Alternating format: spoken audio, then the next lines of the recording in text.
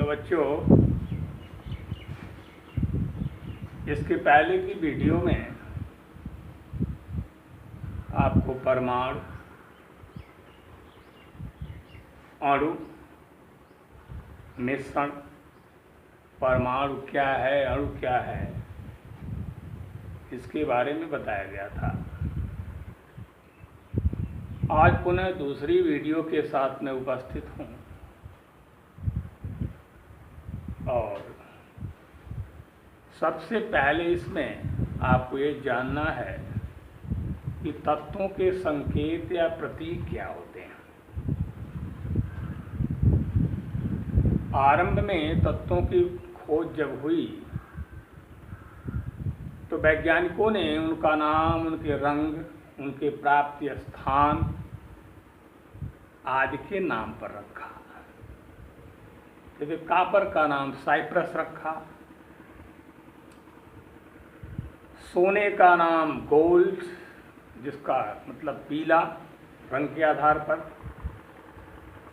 इस तरह से अन्य तत्वों का नाम उनके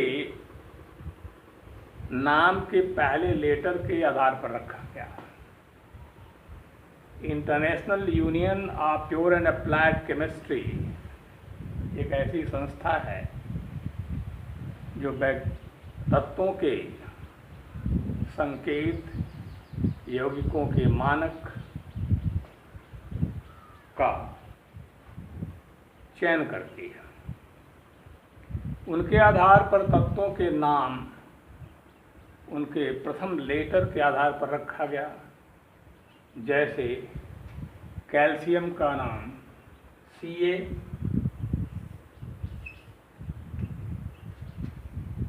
क्लोरीन का Cl, मैग्नीशियम का Mg, ऑक्सीजन का O,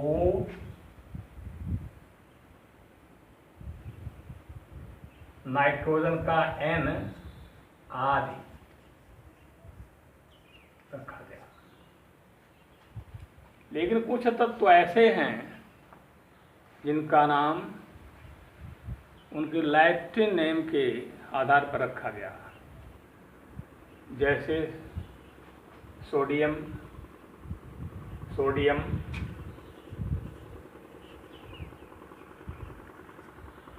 यस से शुरू होता है, इसका नाम नाइट्रियम रखा गया है, Na, लैटिन नाम नाइट्रियम। आयरन,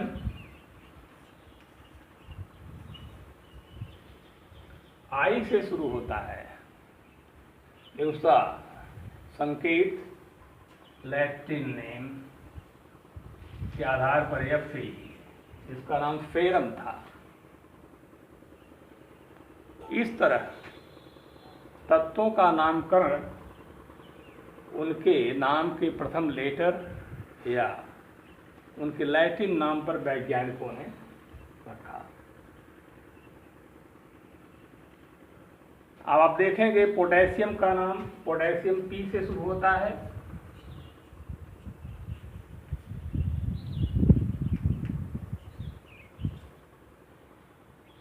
उसका संकेत K है, कैलियम के नाम पर, लैटिन नाम कैलियम। इस तरह तत्वों के नामकरण को उनके नाम के प्रथम लेटर या लैटिन नेम के प्रथम लेटर के आधार पर रखा गया और सभी तत्वों का नामकरण कर दिया गया। इसे आप आज अपनी पुस्तक में पढ़ रहे हैं, अध्ययन कर रहे हैं। अब इसके बाद देखेंगे आपका टॉपिक है आयन क्या है। आयन क्या है? आयन धातु एवं अधातु युक्त यौगिक आवेशित कणों से बने होते हैं। वे कण आवेशित होते हैं। तत्वों या परमाणुओं के वे आवेशित समूह, कणों के समूह जिन पर आवेश होता है, आयन होता है, उन्हीं को आयन कहा जाता है। उदाहरण के लिए आप देखेंगे सोडियम क्लोराइड NaCl। सोडियम पर धन आवेश होता है, क्लोरीन पर ऋण आवेश होता है। इस प्रकार सोडियम और क्लोरीन आपस में मिलकर सोडियम क्लोराइड का निर्माण करते हैं, यौगिक है। ये आवेशित कण आपस में मिलते हैं, संयोजित होते हैं और इस प्रकार सोडियम क्लोराइड बनता है। इसी तरह और भी जितने यौगिक हैं जो इन आवेशित कणों के संयुक्त होने से बनते हैं, जिन पर धन आवेशित होता है उन्हें धनायन, जिन पर ऋणावेश होता है उन्हें ऋणायन कहते हैं। इस तरह आपने देखा कि किस तरह यौगिक सोडियम क्लोराइड का निर्माण हुआ। आवेशित कण ही संयुक्त होकर यौगिक का निर्माण करते हैं। आगे आप देखेंगे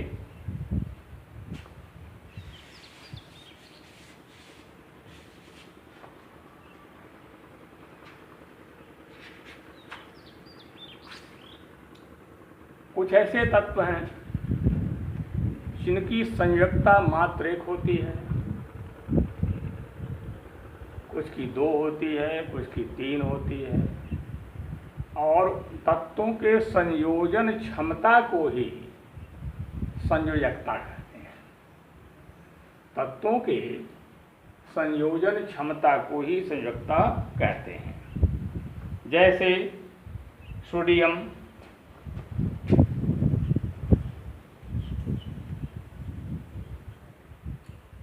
Na+, sodium, potassium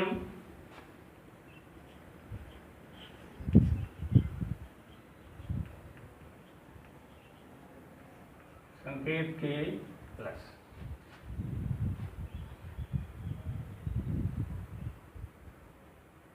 silver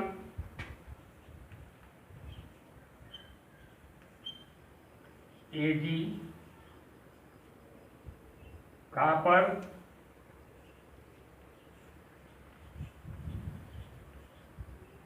Cu,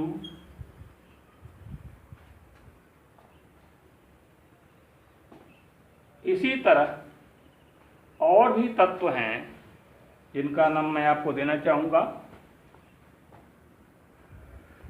magnesium, hydrogen,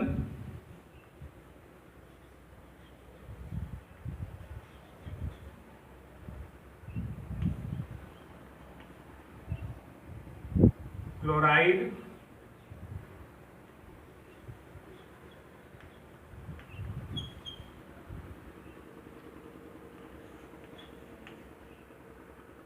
bromide,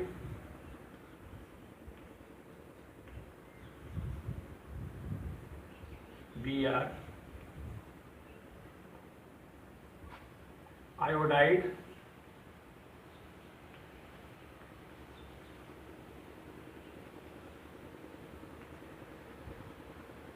oxide,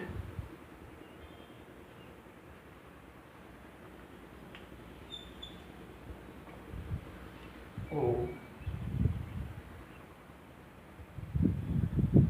sulphide,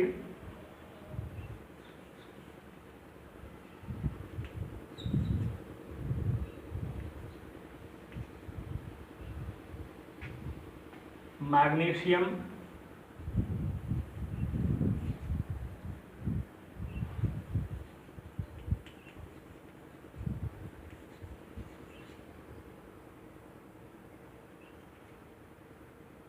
calcium,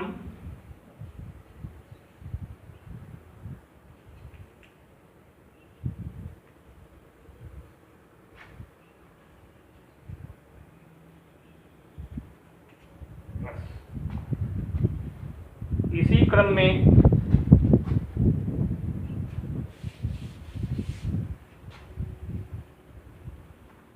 copper,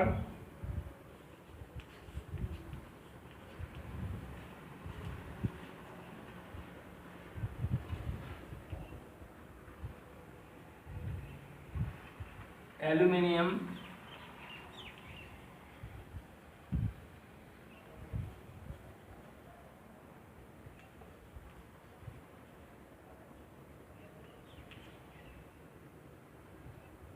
iron,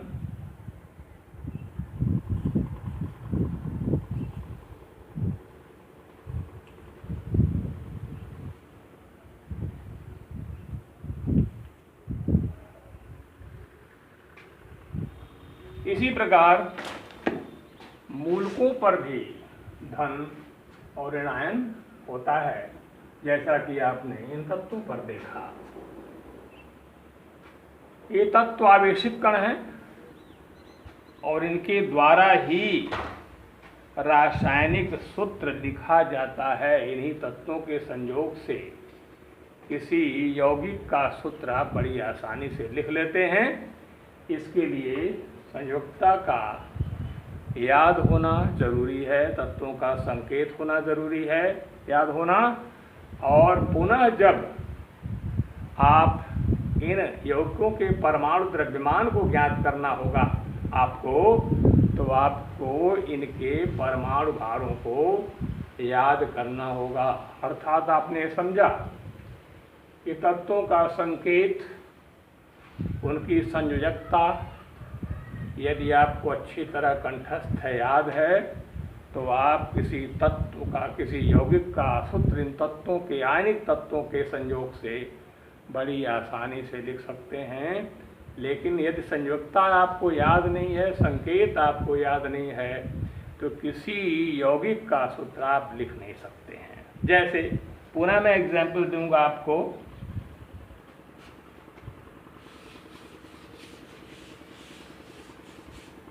जैसे आपको हाइड्रोजन क्लोराइड का लिखना है,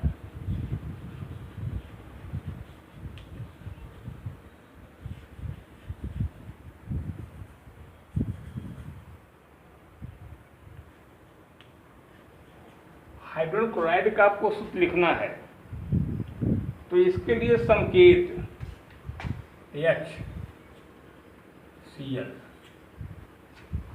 हाइड्रोजन का संकेत H होता है, क्लोराइड का Cl होता है। आप देखेंगे इसकी अनुता एक होती है, एक प्लस, इसकी एक माइनस।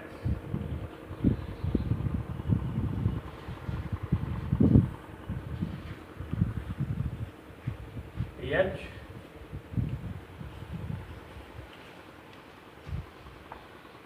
आपका सूत्र हो गया HCl।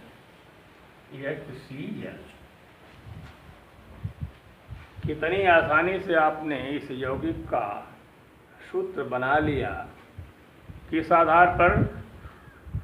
उनके संकेत और संयोजकता के आधार पर। पुनः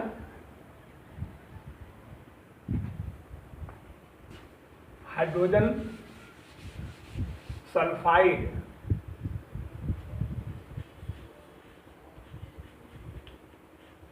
हाइड्रोजन सल्फाइड का सूत्र आपको बनाना है, तो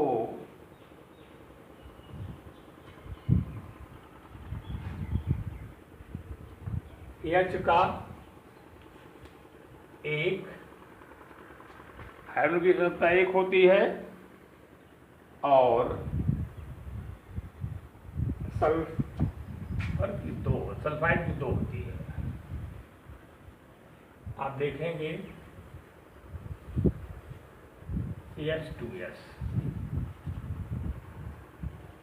हाइड्रोजन सल्फाइड, संख्या एक है, सल्फाइड की दो है।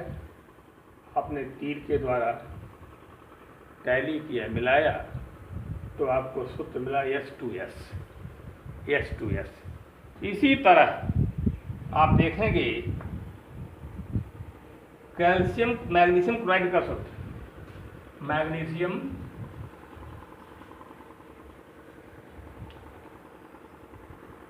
क्लोराइड, तो मैग्नीशियम का संकेत क्या होता है? Mg, वैलेंसी एक, क्लोराइड का Cl, Cl की वैलेंसी क्या होती है? 2। Mg की 2, Cl की 1। आपका सूत्र क्या बना?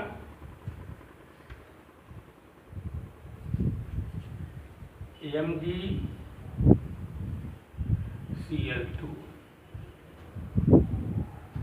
पुनः एक और एग्जाम्पल मैं आपको दूंगा, आप देखें ध्यान से। आपको स्पष्ट हो गया कि कोई भी सूत्र लिखने के लिए आपको तत्वों का संकेत और उसकी संयुक्तता याद होना बहुत जरूरी है। जैसे कैल्शियम ऑक्साइड,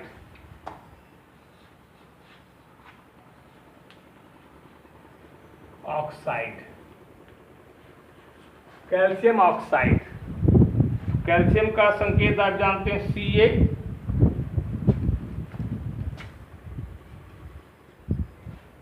संयुक्तता 2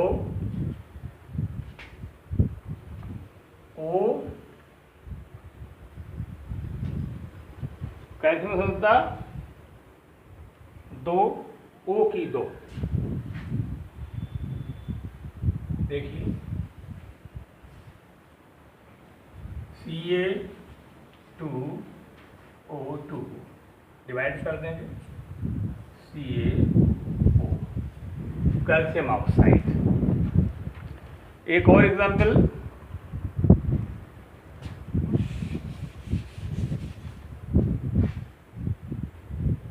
सोडियम नाइट्रेट,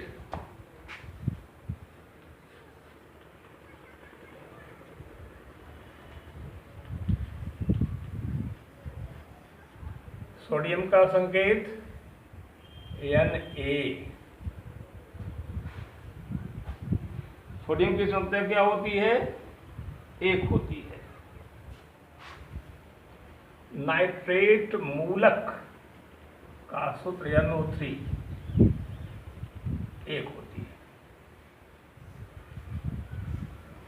आपका सूत्र बना NaNO3। इस प्रकार आपने देखा कि तत्वों द्वारा यौगिकों के निर्माण में उनका प्रतीक, उनकी संयोजकता आपका खूब साथ देती है।